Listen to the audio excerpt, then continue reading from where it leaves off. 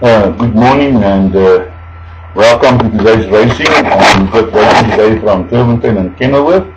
This is the preview for Turff. I just want to remind you that you can hit the subscribe button below and also ring the bell so that you can get notifications when I upload my previews and some other interesting videos that I might want to share with you. I've had a look at today's card, the Turff, and it definitely is a difficult card. So I'm going to run through the card quickly.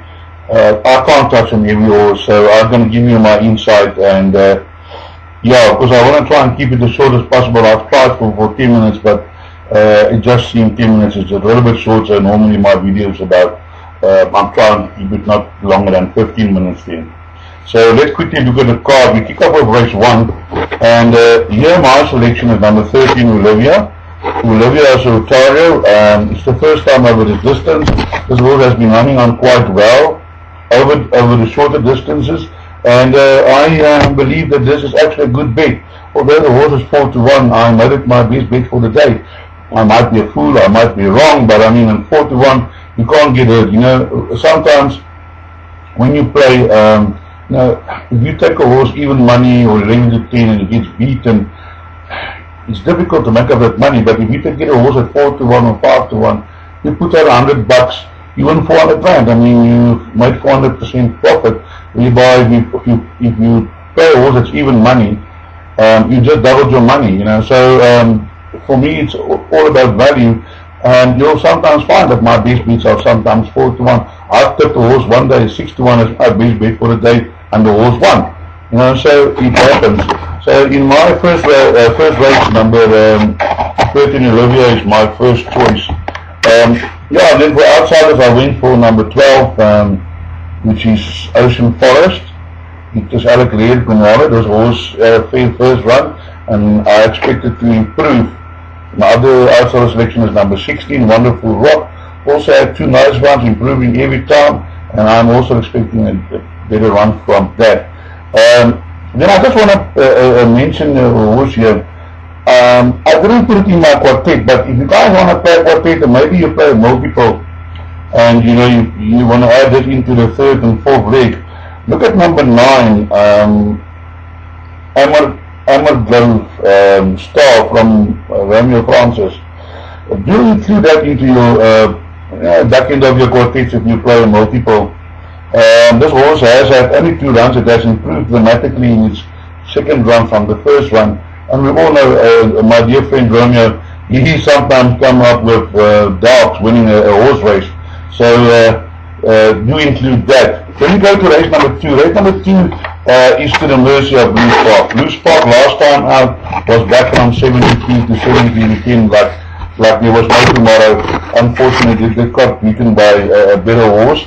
But I think in this field, if you look at the quality of the horses in this field, and with no disrespect to the owners and the trainers, but there is not a lot of substance in these horses, and some of them I think will battle to win a race in time. So include that.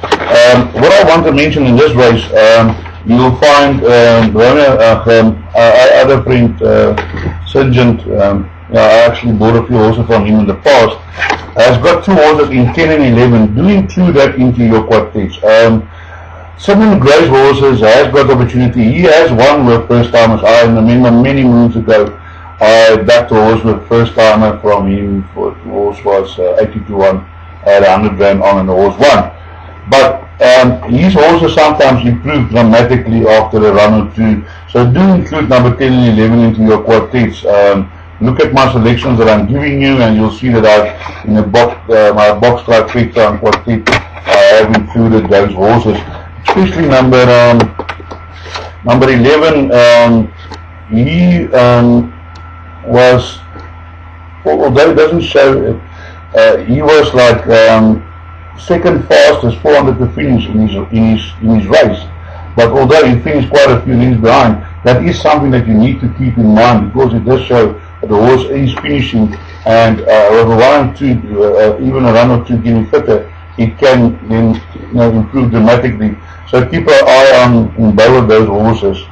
We then move to race number 3. Race number 3, we got number 1, Sedona 17 to 20. It won well last time, and it looks like today it can go in again. Although you have got number 2, Christmas Flower. Now, Christmas Flower has won his last 2 races, so surely it is a horse that you need to include into your calculations, and I'm sure you will do that. But have a look at number 9 and at number 10. Westminster Delta has run against some good horses, and in the handicap he is, I think, 3rd or 4th best handicap in this race, so don't leave that out. And Aniki ran a fair race last time. I did fancy it, but it didn't come. But it's carrying a light weight, and it's getting 2.5 from the jockey, so it's only carrying 52. So that might be a good inclusion to the quartet into the places. Then we move into the pick 6 today, race 4. Boy, is this pick 6 difficult. I can tell you that. Now the first thing of pick 6, you're either going to go Banco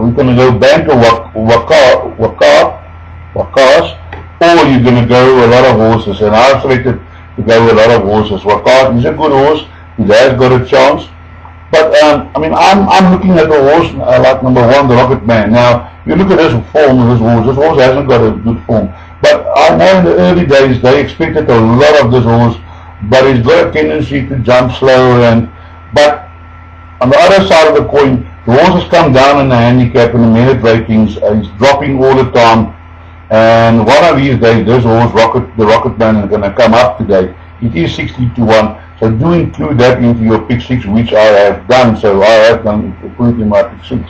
So here in race 4, my first selection was number 6, Darkest Hour. Now, Darkest Hour, when he was a younger horse, 3-year-old, he ran against some really good horses, and I'm sure Barnett expected this horse to win quite a few races, but he didn't train on or didn't improve or whatever. But this horse has got ability, and we always say a horse can't lose never loses his ability. So that's my first choice. The horse is coming to form. He ran second last time out. He's drawn 1, and it's got Raymond Danielson on, and I expect this horse to be involved in the finish. For my outsiders place, I then went for Rocket Man, and then also number 14, Flatten, which is getting it's carrying a low weight, and it's getting -2.5. And this horse is one of those horses you never know what's going to happen. It can run a brilliant race and be involved in the finish, or it can finish in the back end of the race. But do include that, because it's a type of, it's not often that you get the Sean Taylor horse jumping at 40-1, but I expect this horse to maybe show a little bit of improvement today. So in my pick 6, I just look at my selections, which will be posted as well on my group Outside the Genie on Facebook, and you can also join my WhatsApp group.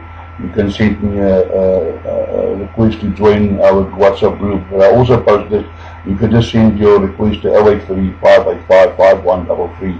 I repeat, 083-585-5133, and I will gladly add you to the group. Just send me your name and surname so that we can know who we're talking to, and I will add you to the info group, where you can also get info and share some other info with the guys on the group. It's quite a nice group. So then we move on to race number 5. Now, race number 5 is also a very difficult race. It's a 2,000 meter event, and anything can win here. I also here went wide in my pick 6. Here in race 5, my selection is number 11, Pink. Lucky Stable is coming to form. I see he's got Marco van Rensburg on. Marco is riding well for Lucky at this stage. His horse has not been running too badly in his last few races, and I expect this horse to improve today, and it's not beyond him to win this race. I mean, there's 13 horses in this race, and I can make a case for all 13 of them. So if you can afford it, go to field. But I couldn't afford to put in the field. I think I've got 7 horses in here in my pick 6. So then in this race, my other outside selection is numbers 12 and 13. Manfred here has also been there and thereabouts. He's always running 4th and near 4th or 5th. So put that in, and then Ceylon Spring is showing signs to come back to life. It has run a few good races in its lifetime, so maybe the horse is coming back to form. But as I say, not a very easy race to find a winner today. Then we move on to race number 6, where number 1, Dawn Assault, is 11 to 10. This Dawn Assault has beaten some of these horses in his last run, and I don't know if the weight turnaround is enough for them to reverse it with him. But I mean, there are dangers in this race. We're talking about number 2, American Indian, 3 Shenanigans that can really upset. But in my pick 6, I had to find the banker, so I banked at number 1. But yeah, I think number 2 and number 3 are definite dangers in this race. So if you want to play a bigger pick 6, you can maybe include that. But unfortunately, because I want to keep the cost low for the guys who want to play like a 1% pick 6, mine worked out to 111 Rand for today. They just make it affordable for the smaller guys. So you can then we move on to race number 7. Race number 7 is where we have also a warm favorite, number 8, Leopold. And yeah, this is a field only carrying 52, running in social order, who's carrying 61.5. So there's quite a big difference in weight. So social order is not a donkey. But again, I banked at number 8, putting my hope on him. And the reason why I'm having these 2 bankers is that in my pick 6, I've selected the field for the last 2 races, because the last 2 races are nightmares. So I'm going, if I go through with the first 4 legs, I know I'm going to collect. All I want to worry is how much I'm going to collect. But yeah, I'll bank at Leopold, but if you can add in a social order. I think those 2 should be able to see you through. And also number 3, Saragon, 11 to 2. Have a chance. Alexander Stable is also in form. So that is, and then number 2, Rock of Africa for me. I'm not sure where to go with this horse. I did tip it as an outsider, but I would be looking to include that into backends of quartets or something like that, or a box quartet or something. I think 2 main big horses in this race is number 1, Social Order, and 8, Leopold. Sorry, my throat is getting a bit dry. And then we move on to race number 8, which is, as I said, is definitely not an easy race to find a winner. Now here in race number 8, I went for number 4, Roy Tom. This horse is of Bronkhorst, and Matchett is running well.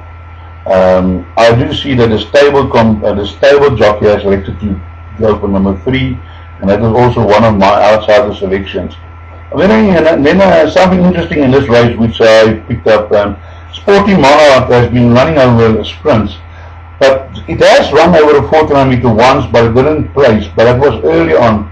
And the way this horse is finishing at the moment, at this stage, I think that this 1400 meters should suit him. It is out of a sportsbook mare, so the 1400 on the dam side shouldn't be a problem. So it is out of Rebel King, which used to be a sprinter, but I do think Rebel King did win over 1400. But Rebel King is out of was by National Assembly, I think he is. So the 1400 shouldn't be a problem. It's an older horse now looking to run on. So do include that into your play. I did include that into my quartets and trifectas. Yeah, so, and then number 2, Pop Arkan is a favorite. I see Fabian Adib has got a few horses in this race. He's also got Segutin Tiem or something like that. I can pronounce that. I'm too stupid for that. And last was 3.